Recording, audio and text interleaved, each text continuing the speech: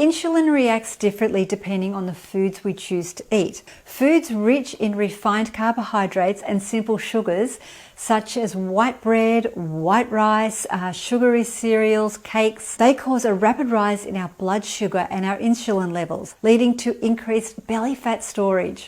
When you eat sugary foods, the sugar becomes energy, and when you don't use that energy, it gets stored as fat. On the other hand, foods high in protein, healthy fats, and fiber slow the breakdown of sugar into the bloodstream, helping our blood sugar levels remain fairly consistent during the day. The third biggest belly fat mistake is allowing our stress hormones to get out of control. And stress plays such a significant role in your control of belly fat. So in order to be successful and get rid of belly fat once and for all, we must get our stress levels under control. And this is the perfect example of what happens to my belly.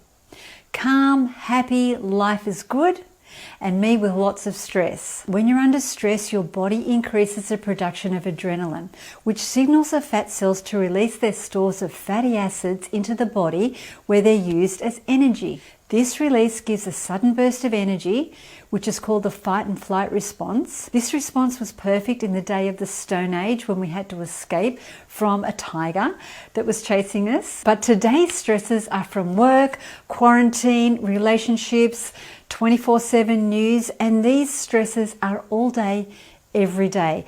And also the foods that we put into our body really stress our body. And because our stress occurs due to mental stresses rather than physical stresses, the free fatty acids that are released aren't burned off as energy. Stress equals fat, and if you're not burning it off, it stays. As a result, your adrenal glands release the hormone cortisol to help collect and store the unused fatty acids. Sadly though, cortisol loves our belly, so it tends to deposit fat there versus other cells in our body. This is where exercise comes in. Exercise is the best way to de-stress, along with meditation and creativity, to reduce your cortisol levels. The fourth big mistake with belly fat is not including enough protein into our diet. Getting adequate dietary protein is one of the most important factors in preventing weight gain. High protein diets make you feel full and satisfied, increase your metabolic rate, and it leads to a spontaneous reduction in calorie intake. In contrast, low protein intake may cause you to gain belly fat over the long term. My personal goal is to consume 30 grams of protein 3 times a day. So basically what I do is I reduce my carbohydrates but don't eliminate them, increase my protein and my fat.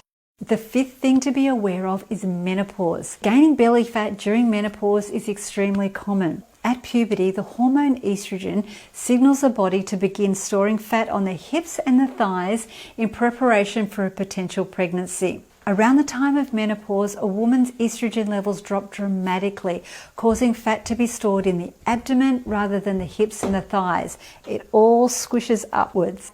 Some women gain more belly fat at this time than others, and this is partially due to genetics as well as the age at which menopause starts. And to help regulate menopause symptoms, everything I've outlined above will help. Exercise, eat right, de-stress, and you'll start to see improvement.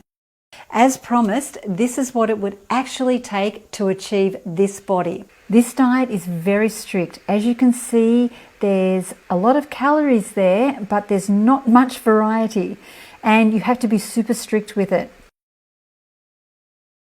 And the workout plan is pretty intense. Lots of cardio, and the weight training's intense. So all of this for the arms, and when you get to leg day, it's amped up with weight. So lots and lots of weight and lots of leg work. And most of these exercises will also target the abs.